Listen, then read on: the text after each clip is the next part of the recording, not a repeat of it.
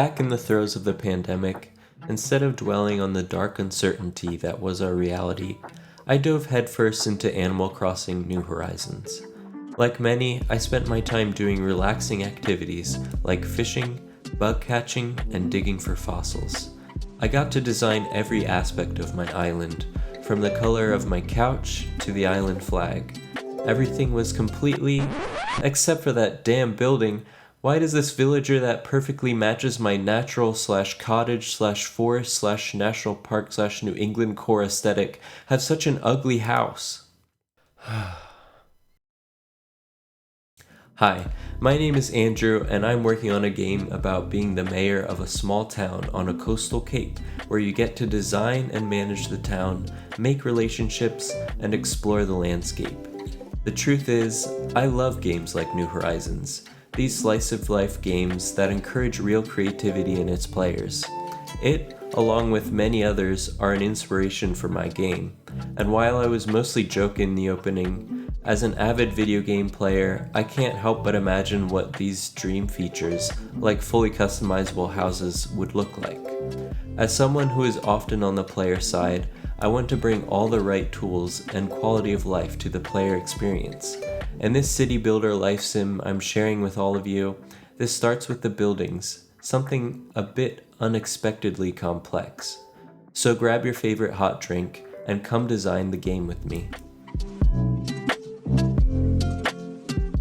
You may have noticed that my game features top-down RPG-style graphics, something akin to Stardew Valley or even Legend of Zelda.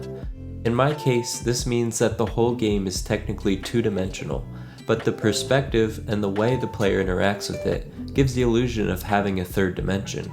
This comes with a fair amount of development advantages, besides having an attractive style. However, there's a few limitations that come with the traditional methods of this style. In traditional top-down RPGs, buildings are composed of a set model with a door tile that transports the player to the interior of the building. It's almost like a portal that moves the player from one place to another. From a game design perspective, as soon as the player walks through the door, the outside world is saved and stored, followed by a separate room loading into play. This room is often bigger on the inside. Don't believe it! It's bigger inside than out. And surrounded by a black void. Now, this is a classic technique with a simple system that expands the game world and saves on processing power. Legend of Zelda, Stardew Valley, all the great RPG-style games do it. However, it comes with a few drawbacks. For one, there's a brief period of transition. Whether that's a black fade out or a loading screen, that quick second breaks the gameplay. This may not be a problem for most games, but when you have a game with the number of buildings of a city like mine has, it could be exhausting to go through transition screens for every building. Additionally, the interior feels severed from the outside world. When the player enters a building, it no longer feels like the same location, and that's because it's really not. This is a bit less technical and more player experience based, but having a building feel like it's detached from its environment is not ideal, especially when you want the setting of your game to be a major factor. But more importantly, this detachment enables the exterior to no longer be required to match the interior. So we could have an enormous mansion hidden within a tiny outhouse. Now, for most games, this isn't really a problem. Actually, it could be seen as an advantage. In New Horizons, for example, if the exterior of the player's house were to match the interior, it would take up a quarter of the entire island. So, keeping the exterior to a relatively small footprint is an advantage, avoiding the creation of a huge amount of unusable space. So then, why is it a problem for our game? Well, for one, buildings are a much more integral piece of the game, so any space that is made unusable by a large building is not really unusable, it's just, well, used. Because buildings are one of the main drivers of expansion in the game, taking up more space with buildings is associated with progress. And this association with progress makes space a more valuable commodity, just like in a real city. In a real-life city, ever-expanding properties render available space more and more valuable. This is why property values continue to climb as cities grow. To put it simply, the less space, the more valuable that space is. This is not to say that space isn't valuable in New Horizons. It's just that that space can really only be used for one thing: decoration. Whereas in our game, space becomes a resource. To progress your city, you need more space. This is why it's so important to have what happens on the interior of our buildings be physically represented by the exterior.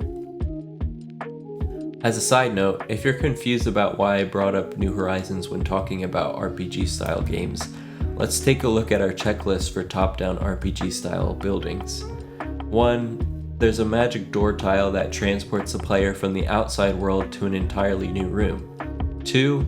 There's a brief loading screen between places. 3. The building is bigger on the inside. 4. There's even a weird spooky void.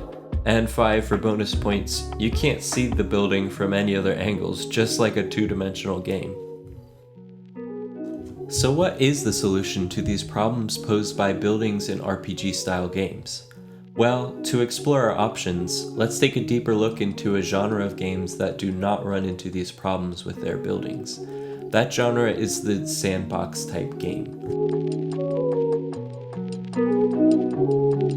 Sandbox games aim to provide ultimate freedom to the player, letting them create and change the world the way they want to, given some set rules and reactions. Most of the time, in a sandbox game, the interior of the buildings is an exact one-to-one representation of the exterior. In fact, a little game called Minecraft solves all of our building issues. In Minecraft, a building's interior is the exact physical representation of the exterior. This may seem obvious if you've played it. Actually, it would be impossible to not achieve this because it's all one continuous three-dimensional space. And that's where we run into a roadblock. Minecraft is a three-dimensional and not a restricted 3D like New Horizons. Our game is not a continuous 3D space, so creating something equivalent to Minecraft's building is not possible. At least, not exactly possible. This brings us to Minecraft's much flatter cousin, Terraria. Terraria takes all of Minecraft's wonderful solutions to this building dilemma and flattens it onto a two-dimensional plane. No portal door with loading screens, no detached room, and perfect one-to-one representation.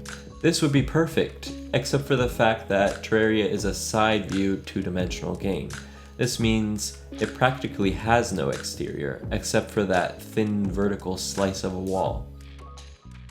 But wait, there is something interesting going on here. The buildings do have the form of an exterior shape, almost like you could overlay an exterior right over top of the interior. If we had two two-dimensional images, one of the interior and one of the exterior, we could switch between them. That would give us the best of both worlds.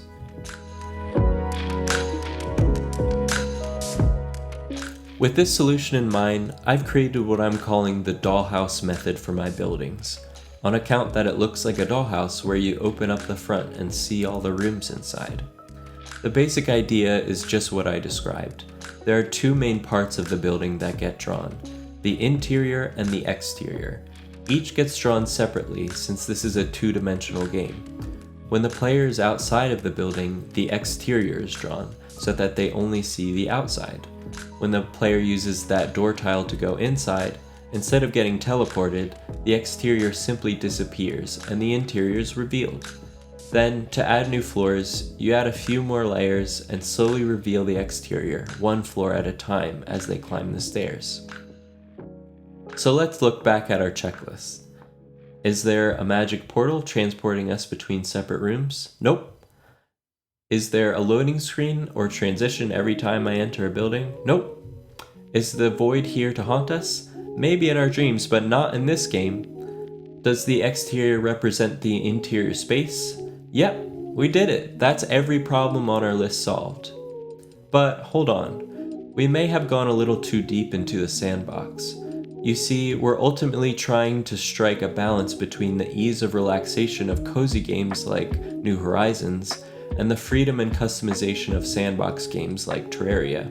As I expressed in the opening, New Horizons' lack of control over the exterior felt frustrating, whereas Minecraft and Terraria are amazing for giving the player ultimate control as a true sandbox experience. But with that control comes a lot of time investment and a sharp learning curve. Ideally, we would give the player the freedom to create a building inside and out without overwhelming them with possibilities and systems to learn. This is where the player tools come into play. Instead of placing and breaking blocks one at a time, we have a building editor that greatly simplifies the process, while still maintaining player control. With this editor mode, we get to design the building however we please, adding or removing doors and windows, changing the materials, decorating, and changing the entire shape and size. And guess what? The interior changes to match the exterior. Then we get an editor to traverse the interior, adding stairs and moving furniture however we please. So to sum up, by examining the methods of sandbox games, we created a dollhouse system that enables a one-to-one interior and exterior building that fits perfectly into our city building game. Then we created an editing system that gives the power to the player to edit all aspects of that building, including the exterior. Thank you so much for watching. If you enjoyed the video and want to continue along with me on this game development journey, or just want to see where the game ends up, don't forget to hit like and subscribe. I'll see you in the next video.